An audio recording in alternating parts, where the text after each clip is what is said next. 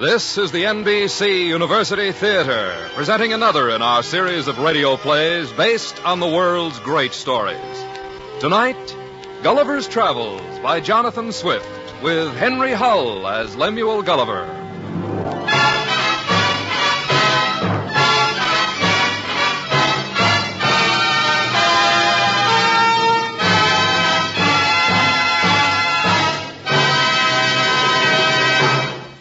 In 1727, when Jonathan Swift wrote Gulliver's Travels, he intended it to be nothing more than a sharp and biting commentary on the customs and politics of his time.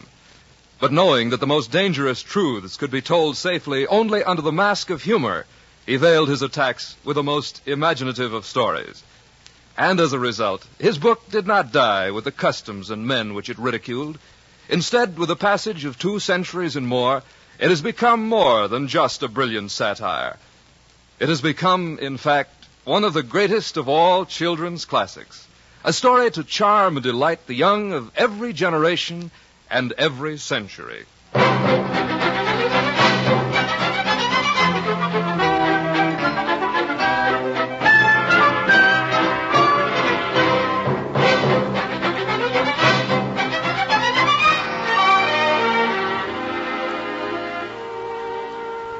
My name is Lemuel Gulliver. For 16 years and 7 months, I sailed the seas on several vessels, first as a surgeon and then as captain.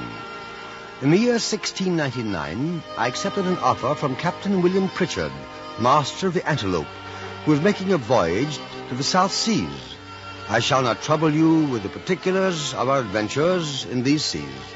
Let it suffice to say that in our passage we ran afoul of a tropic storm.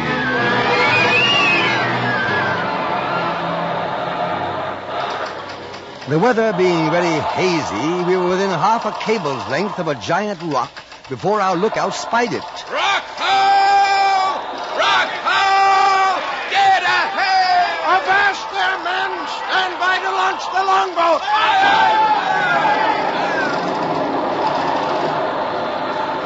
aye. 6 of us made shift to get the longboat into the sea. But before we cleared the ship's side, she was driven on the rock and split asunder.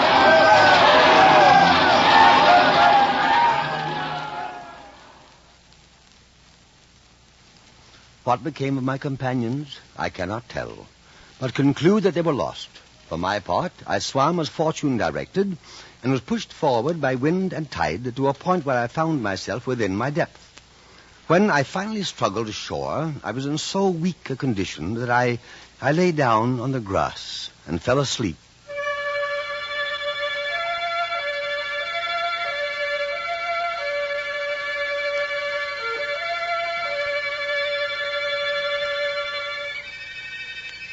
Some hours later, I was awakened by a noise like the humming of insects, a silken whispering like grass in the wind. I tried to raise, only to discover my arms and legs fastened securely to the ground and my hair tied down in the same manner. At once I became aware of something alive, moving on my leg, advancing gently forward over my breast, walking boldly up to my chin. By bending my eyes downward, I was able to perceive that it was a human creature not 6 inches high, with a bow and arrow in its hands. And even while I looked, at least 50 more of the same kind followed the first. It gradually became clear to me that it was these tiny creatures who had made me a prisoner, who had bound me securely while I slept, with cords no thicker than a thread of silk. Outraged at first by the absurdity of a man of my stature being thus treated, I then began to ponder how light my plight was compared to that of thousands of my own countrymen who too were bound by invisible threads of caste, custom, and circumstance. Were they not prisoners as much as I, the only difference being that I was aware of my plight and they were not? The Lilliputians, for that was the name of my tiny captors, brought me food and drink sent thither by their emperor's orders, freeing one of my hands so that I could eat. In Lilliput, as in my own island, the state of a man's stomach is likely to govern his thinking. I topped off my meal with a hogshead of good wine, then fell asleep. While I slept, I was bound in chains and carted by 1,500 horses to the palace of the emperor. His Imperial Majesty, Globastrum Amarin of Valmy Gordilo Sheflin Malioligu, most mighty Emperor of Lilliput. Your Imperial Majesty, your most humble servant. His Imperial Majesty, Globastrum Amarin of Valmy Gordilo Sheflin Malioligu, proposes to the man mountain lately arrived in our celestial dominions the following articles. One or two of the articles proposed were not altogether to my liking, but overwhelmed by the presence of royalty, I could only prostrate myself at His Majesty's feet and acquiesce. He then had a mind to entertain me with one of his country's best-loved shows. Redbristle, his Minister of Private Affairs, ascended to my shoulder to interpret the performance for me.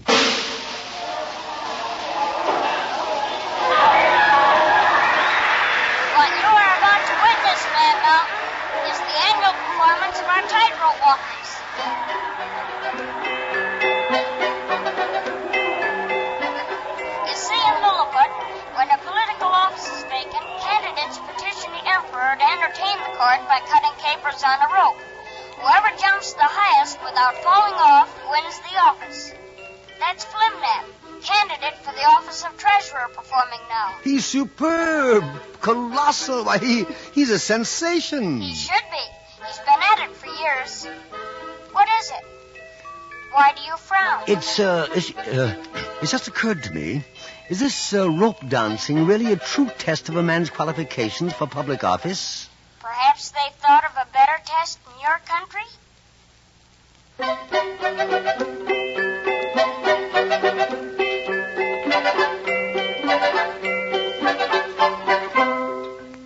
Surely, I thought.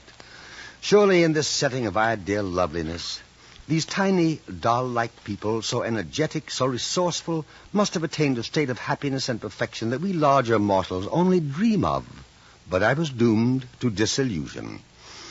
I'd been there scarcely a month when my friend Redbristle came and climbed up on my shoulder and began to whisper in my ear. Van Mountain, we labor under two mighty evils. A violent schism at home. A schism here in Lilliput? For above 70 moons past, there have been two struggling parties here. The Tremixons and the Slamicsons. Well, how do you differ politically? Most profoundly. One party adheres to the wearing of high-heel shoes, the other low-heeled. High and low heels. His Majesty favors lesser heels in his administration. Therefore, the animosity of the two parties runs so high, they will neither eat nor drink with each other. Is there no hope of a compromise? Neither party will yield a fraction. Meanwhile, the country is split in two. And at the same time, we are threatened with an invasion from the island of Blefuscu. Blefuscu? A neighboring kingdom with which we've been engaged in a most obstinate war for 36 moons. 36 moons? Amazing. Even in Europe, we are not often able to sustain our wars that long. What started your war with the Blefuscudians? An egg. An egg? Now, it's allowed in all hands that the natural way of cracking a boiled egg is upon the larger end. Naturally. The present emperor's great-grandfather, however, during his reign, published an edict commanding all his subjects to break the smaller end of the egg. The people so resented this that there have been 6 rebellious uprisings wherein one emperor lost his life and another his crown. But you are a rational people. Can't it be made clear to you the futility of such conflicts? Many hundreds of volumes have been published on the subject. But the emperor has ordered all books that do not support the little Indian point of view suppressed, burned. I see. Meanwhile, the war is to start all over again. The enemy has already equipped a numerous fleet and is preparing to descend upon us. If there is anything I can do... His Majesty is placing great confidence in your strength and valor. I'm greatly flattered. Please present my humble duty to His Majesty and inform him that I stand ready with my life to defend his person and state against invaders.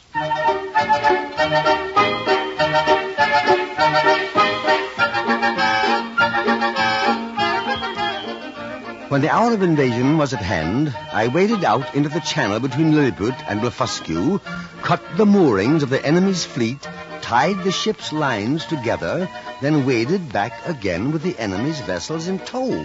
The whole kingdom of Lilliput waited on the shore to do me honor.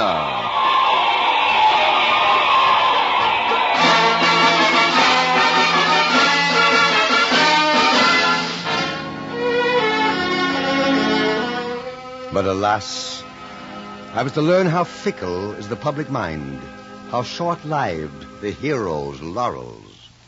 Early the next morning... And Mountain. Redressel, what brings you out so early? I have come under express orders from His Majesty. What does he want now? He wants you to bring all the rest of the enemy ships into our port at once. But great heavens, that would leave the empire of Blefuscu entirely undefended. Exactly. He says it's our national destiny to rule the world. Then he's out of his mind. Not only does he intend to conquer Blefuscu, but he is laying plans to destroy the entire race of big Indians and compel all people to break their eggs on the smaller end. And if they refuse? They will be exterminated. You may return to His Majesty and say that I refuse his request. I shall never be the instrument of bringing a race of free and brave people into slavery.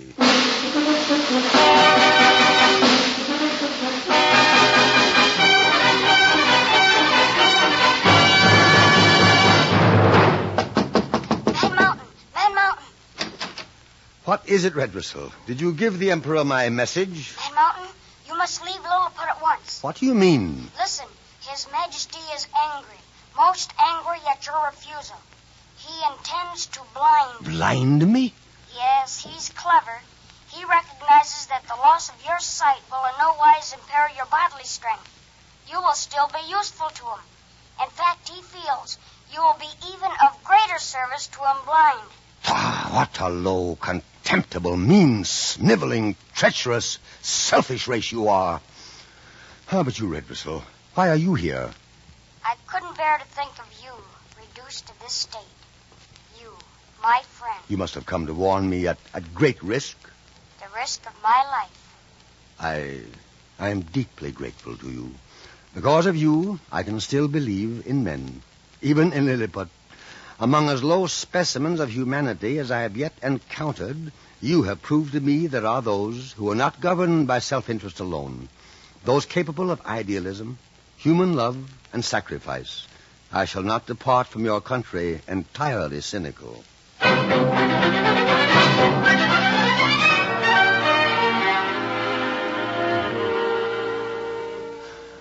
My next voyage, after many misadventures, brought me to the kingdom of the Brobdingnagians, a race of giants as tall as steeple spires, whose voices roared like waterfalls. Among these giants, I was looked upon as a freak. The queen chanced upon me when I was being displayed in a box in the marketplace, and, delighted by the fact that I was 30 times smaller than her court dwarf, persuaded the king to buy me for her plaything. At the court, my lot was intolerably humiliating. My behavior occasioned gales of laughter. Just as in my country, children are looked upon as objects of fun and derision. I became obsessed with the idea of proving to the king and his court that I was indeed a man, after all. At length, I hit upon a way to accomplish this. I offered to reveal to the king the secret of an invention that, up to this time, is the most significant achievement of my race. Tell me, my diminutive friend, what is this wonderful invention? Well, sire, between 300 and 400 years ago, there was compounded a certain powder, which, when kindled, will fly up into the air with a noise and agitation greater than thunder. What a diverting idea for feast days and celebrations. Ah, but wait, your majesty. Ram the proper quantity of this powder into a hollow tube of brass or iron, and it will drive a ball of lead with such violence and speed that nothing can sustain its force. But might that not prove destructive? It will rip up pavements, tear houses to pieces, lay waste cities, dash out the brains of all who are near. Stop. You could become the master of the lives, liberties, and fortunes of all your people. Whoever disputed your absolute authority... Are you too ignorant to understand that I neither have nor want absolute authority? Surely you, a king, You cannot be without ambition. You must wish to live in the annals of your people. Now, by the use of this formula, our Prince of Orange... Be quiet, I command you. Some evil genius, enemy of mankind, must have been the first contriver of this powder. If you value your life, never mention it again. As you will, sire. But it is plain to be seen that here you have not reduced politics and the conquest of power to an exact science, as the more acute wits of Europe have done. Power, politics. It is my opinion that whosoever can make 2 ears of corn or 2 blades of grass to grow where only one grew before does more essential service to his country than the whole race of politicians put together.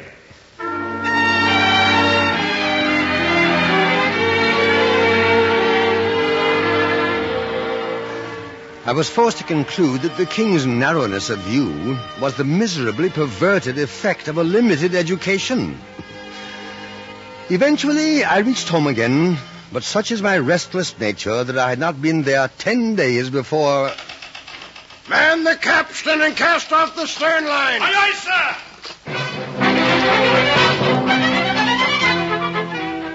sir! Yes, I was embarked upon another voyage.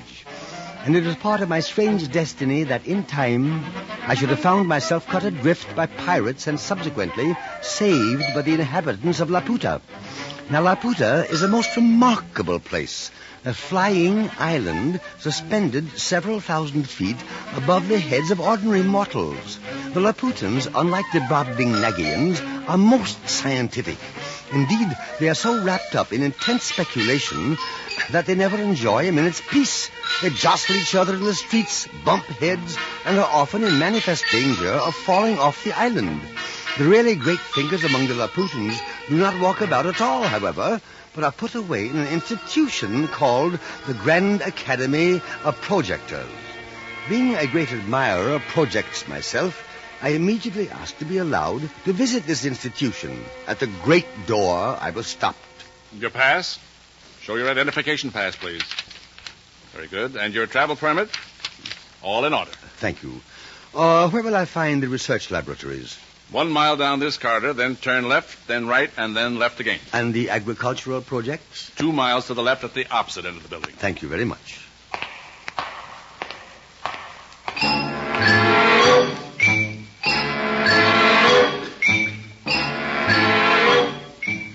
Yes, I am the coordinator of all architectural research projects. It was I who first introduced the idea of beginning all buildings at the top and working down. My friend, food is our business. Stuff of life, you know. I've just perfected a method of plowing so simple, you'll wonder you did not think of it yourself. The farmer plants his field with a crop of acorns, turns a drove of hogs loose in the fields, the hogs root with their feet and plow up the field. Simple, isn't it? Our aim is to perfect a universal language. Now, I hold that by leaving out verbs and participles... Nonsense, Professor X. You're only wasting your time with minor changes of that sort.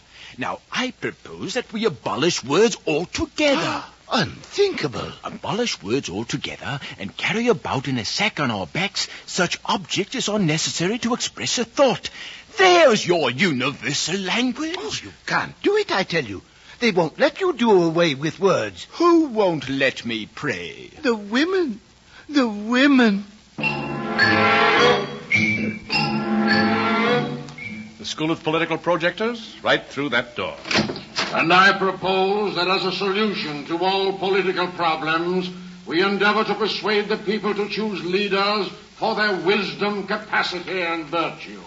That we teach office holders to consult the public good. That we reward merit, ability, and eminent service. And exhort leaders to subordinate their own interests to those of their people. I protest! This man is a radical!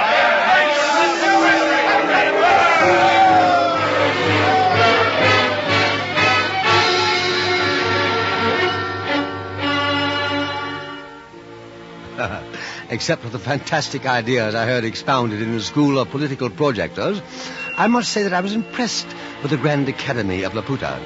The only inconvenience is that none of the projects of any of the projectors have yet been brought to perfection. And in the meantime, the whole country lies a miserable waste. The houses in ruins and the people without food and clothes. However, I dare say in time they will get around to doing something about that, too.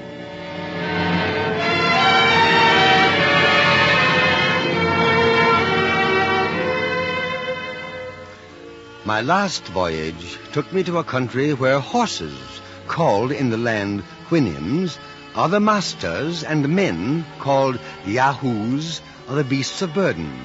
Because of the profound difference between their conception of good and evil and our own, it took me the better part of a year to gain sufficient respect from the Houyhnhnm in whose home I stayed for him to discuss these matters with me. For at first he considered me only a cleaner and slightly more rational yahoo than those he kept in his stable.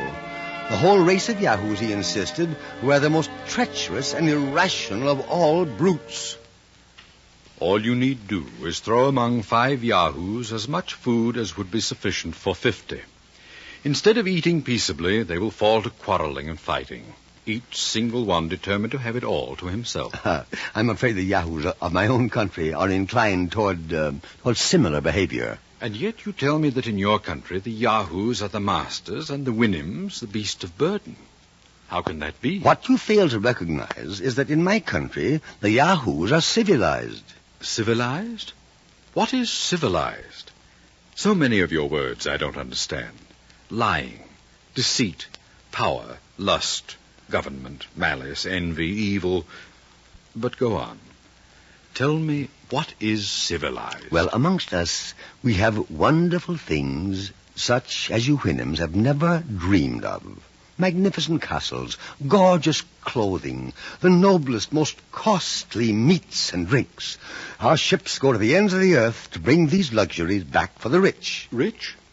What is rich? Well, a rich yahoo is one who has enough money to buy these luxuries I have just described. Then they are not free to all. Oh, no, by no means. How many of your yahoos do enjoy them? Oh, about 1 in every 1,000, I should say. The bulk of our people live miserably by laboring every day for small wages. Wages? Money. The most prized and precious substance amongst us. What you say amazes me. Now, among us Houyhnhnms, it is our supposition that all animals have a title to their share in the productions of the earth.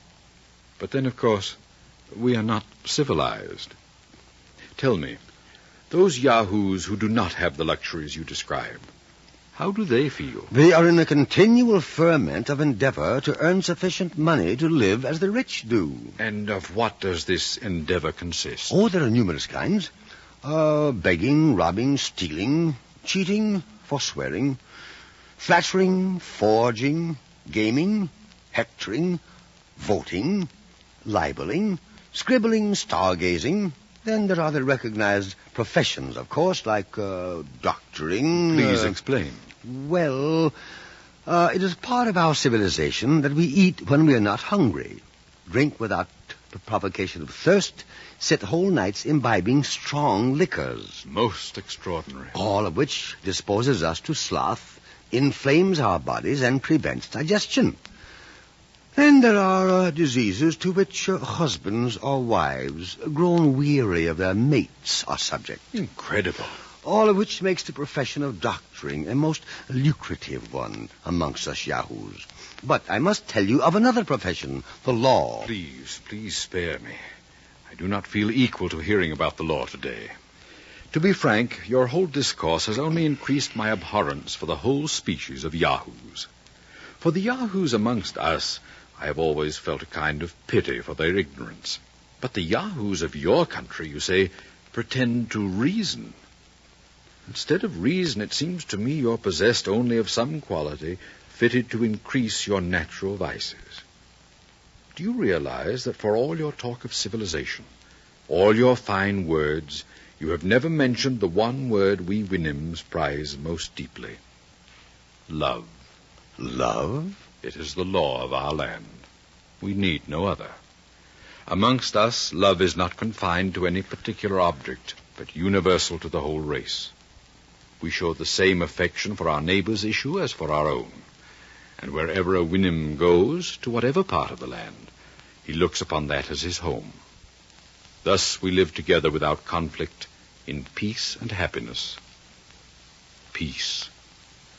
Happiness. Now you are using words with which I am not familiar.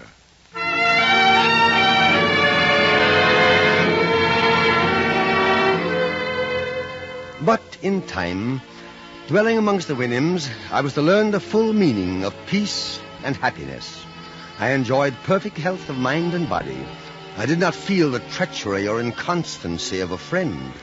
I had no occasion of bribing or flattering to procure the favor of a great man or his minion. I wanted no fence against fraud or oppression. In the midst of all this happiness, and when I looked upon myself to be fully settled for life, my host sent for me one morning a little earlier than usual. It is with great sorrow that I must tell you what I must. You will have to leave us. Leave you? Go from this peaceful country? Oh, no, not that. Don't send me away. It is the opinion of the majority of the Houyhnhnms that we jeopardize our well-being by keeping you here.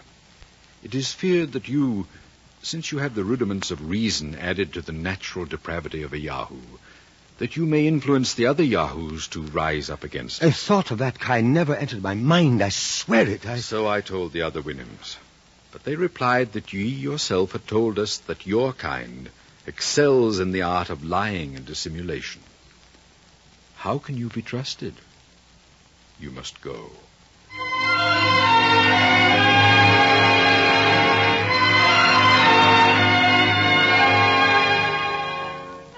Thus, gentle listener, I have given thee a faithful account of my travels for 16 years and above 7 months, wherein I have not been as studious of ornament as of truth. I could perhaps have astounded thee with strange, improbable tales, but I chose to relate plain matter of fact in manner and style. It is my belief that a traveler's chief aim should be not to form wonderful descriptions of both land and sea, but to make men wiser and better.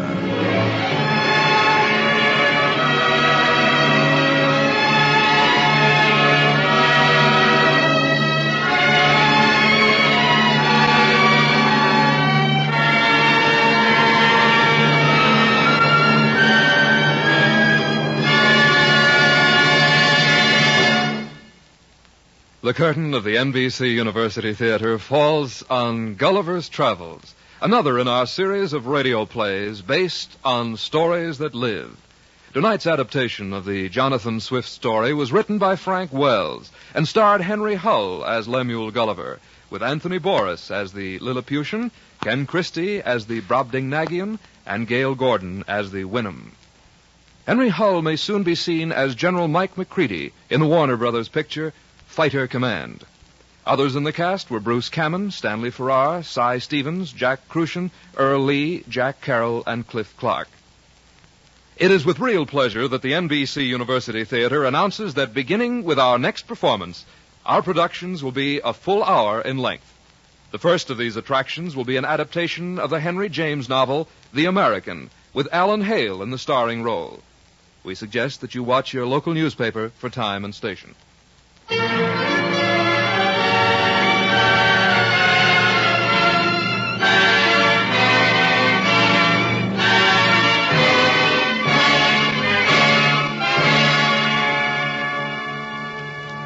Tonight's production of Gulliver's Travels was directed by Max Hutto. Original music was composed and conducted by Henry Russell. Productions of the NBC University Theater are currently being used in conjunction with a course in American and British fiction under a college by radio plan at the University of Louisville.